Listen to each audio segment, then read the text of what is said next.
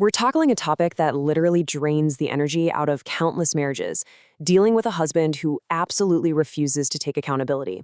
If you've ever felt like you're just arguing with a brick wall when trying to resolve a conflict at home, you are definitely going to want to pay close attention to this. Let's just cut right to the chase here with a really tough question. Does your husband think he does nothing wrong? It's an incredibly frustrating reality, right? Dealing with a partner who considers himself the unequivocal expert on all matters in your relationship and, frankly, beyond.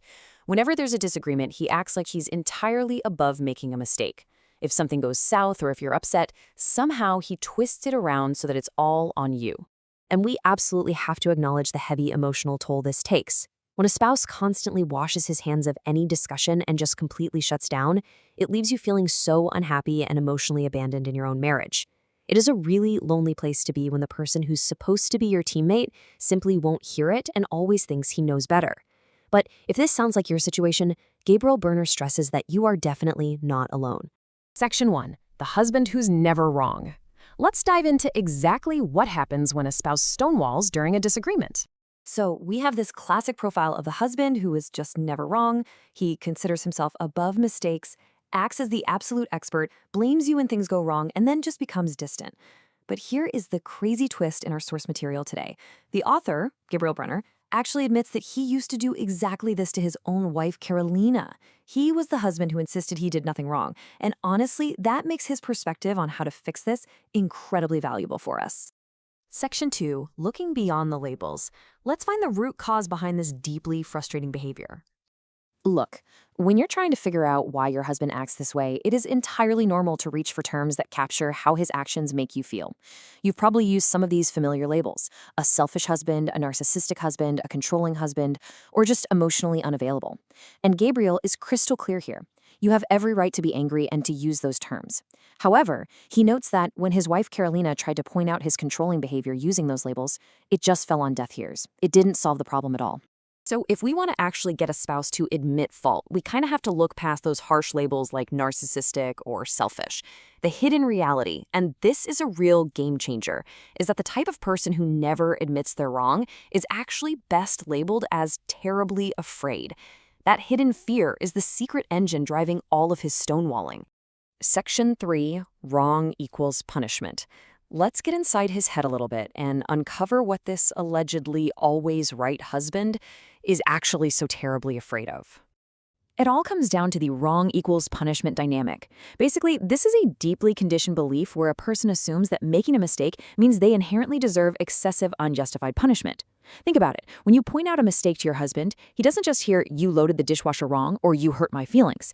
In his mind, he genuinely thinks you're trying to find a way to make him wrong so that you can justify punishing him.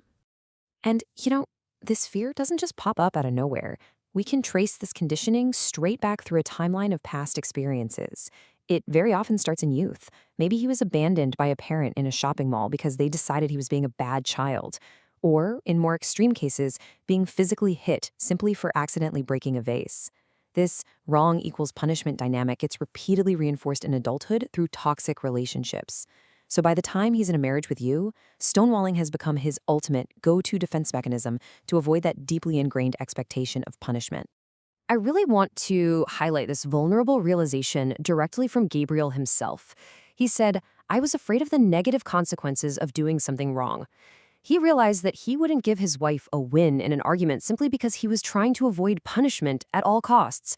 His refusal to apologize had literally nothing to do with the actual argument they were having, and absolutely everything to do with protecting himself from perceived negative consequences.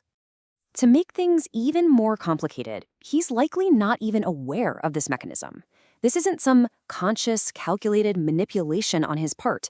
He doesn't realize how this deep-seated fear is the exact thing making him so emotionally unavailable to you. He just feels the instinctual, gut-level threat of being wrong and instantly puts up his walls. Section 4. Shifting the relationship power. Now that we've peeled back the layers to find the fear hiding beneath the stubbornness, how do we use this to actually change things? Before we talk about shifting the dynamic, I need to make one thing absolutely 100% clear. This does not mean his behavior is okay. Understanding his psychology is not a free pass for his actions, and you do not have to just put up with it. Endlessly giving in to a spouse who won't admit fault will not end well for you, and for sure, it is not the solution Gabriel is suggesting here. Instead, here's how you use this knowledge to fundamentally shift the power. Step 1. Understand his hidden fear mechanism. Knowing that he operates on that wrong equals punishment belief changes the whole game. You aren't fighting a narcissist anymore. You're navigating someone's childhood trauma. Step 2. Approach him in a way where he feels safe to admit fault. This is where the real magic happens. You have to change your language. Instead of attacking with phrases like, "you always do this," which instantly trigger his panic response, you disarm the threat by framing things gently. Focus on the problem, not his character. Say something like, "Hey, I felt hurt when this happened, and I really want us to figure it out together." Remove the threat of punishment and you disarm his primary defense. And step 3, by doing this consistently, you actually gain more power over your relationship dynamic. Seeing his stubbornness for what it really is, fear, gives you the upper hand to navigate the conflict constructively. And that leads you to the day you finally hear a genuine, "I was wrong and I'm sorry." So I want to leave you with a provocative question to think about today. The next time he deflects the blame, will you see his stubbornness or will you see his fear?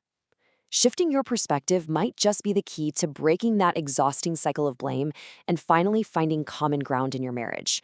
Thank you so much for joining me for this explainer, and I truly hope this gives you a powerful new tool to navigate your relationship.